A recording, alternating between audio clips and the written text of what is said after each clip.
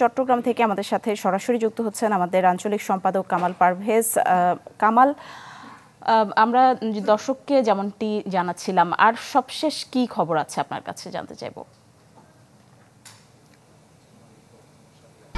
1, 2, 3 ঢাকায় জমি জিতে নিন 100% ক্যাশব্যাক সহ 20 কোটি টাকার পুরস্কার। নিশি, আপনি ইতিমধ্যে জানিয়েছেন যে কিভাবে মুক্ত হলো বা কতক্ষণে মুক্ত হলো, এবং ইতিমধ্যে আমরা এটাও জানিয়েছি যে নাবিকদের নিয়ে জাহাজটি আরব আমিরাতের পথে রওনা হয়েছে, এবং আমরা যতদূর জানি যে 19 এপ্রিল নাগাদ সেখানে পৌঁছার কথা। তবে আমরা সার্বিক বিষয় নিয়ে একটু কথা বলতে চাই। আমাদের সঙ্গে রয়েছেন জাহাজটির এমবি আবদুল্লাহর মালিক প্রতিষ্ঠান KSRM গ্রুপের ডিএমডি শাহরিয়ার জাহান রাহাত। রাহাত, আপনি আমরা এই যে তথ্য জানাচ্ছিলাম কিভাবে সেটি মুক্তি পেয়েছে, তারপরও আপনার মুখ থেকে আমরা একটু শুনতে চাই আসলে কোন প্রক্রিয়া, কিভাবে আসলে মুক্ত হলো জাহাজটি।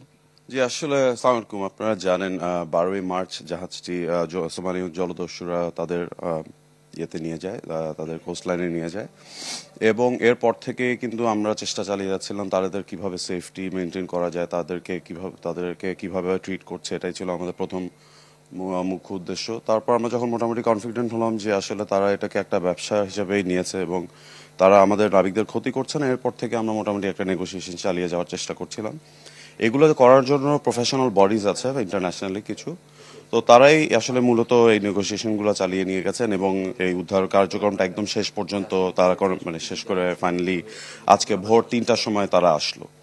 আজকে ভোর 3টার সময় ফাইনালি তারা একটা নেগোসিয়েশনে এসে জাহাজটি ত্যাগ করে, এবং আমরা বাংলাদেশ সময় ভোর 3টা, তো এরপর আমরা কনফার্ম হলাম যে তারা জাহাজ থেকে নেমে গেছেন, এবং আমাদের ক্যাপ্টেনরা ইনশিওর করেছে যে they start selling towards Dubai. আরেকটা বিষয় হচ্ছে যে আমরা এর আগে দেখেছিলাম যে জাহানমনির ক্ষেত্রে প্রায় 100 দিন লেগেছে, কিন্তু এবার 31 দিনের মধ্যে আপনারা এটা মুক্ত করতে পেরেছেন। এই যে এটার রহস্য বা একটু বিস্তারিত একটু। আলহামদুলিল্লাহ, এটা শুরুতে আল্লাহর কাছে শুকরিয়া আদায় করছে। আর একটা ব্যাপার হচ্ছে কি, ওই সময়টাতে পাইরেসি ওয়ার্ল্ড ওয়াইড একটা ফেনোমেনন ছিল, অনেকগুলো পাইরেসি কন্টিনিউয়াসলি হচ্ছিল, এবং তাদের আসলে তারা রিলাক্টেন্ট ছিল, তারা হয়তো বা ছাড়লো কি না ছাড়লো কি বিষয়টা এমন ছিল। কিন্তু গত 8-9 বছরে কিন্তু কোনো পাইরেসি হয়নি। সো ওই যারাই হয়তো বা গ্রুপগুলো যারা অপারেট করছে তাদের মধ্যে এত ফান্ডিং নেই, সো তারা চাইছে কিভাবে যত দ্রুত সম্ভব যাই পায় সে তাই লাভ, এই ধরনের একটা ব্যাপার হয়তো বা তাদের মধ্যে কাজ করছিল, যার কারণে যত দ্রুত সম্ভব তারাও ছেড়ে চলে গেছে।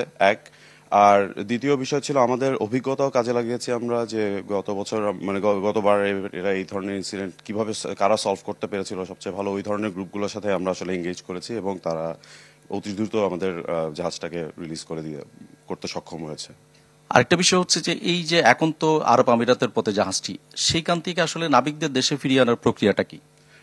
সিম্পল, তারা আসলে সেখান থেকে অফলোড হয়ে যাবেন, তারা সাইন অফ করে, আমরা যেহেতু তারা একটা ট্রমার মধ্যে দিয়ে গেছেন, যদিও তাদের সেলিং ডিউরেশন আছে কিছু জনের হয়তোবা, আর তারা ওখান থেকে সাইন অফ করে আমরা ফ্লাই করে তাদেরকে বাংলাদেশে নিয়ে আসবো সর্বপ্রথম।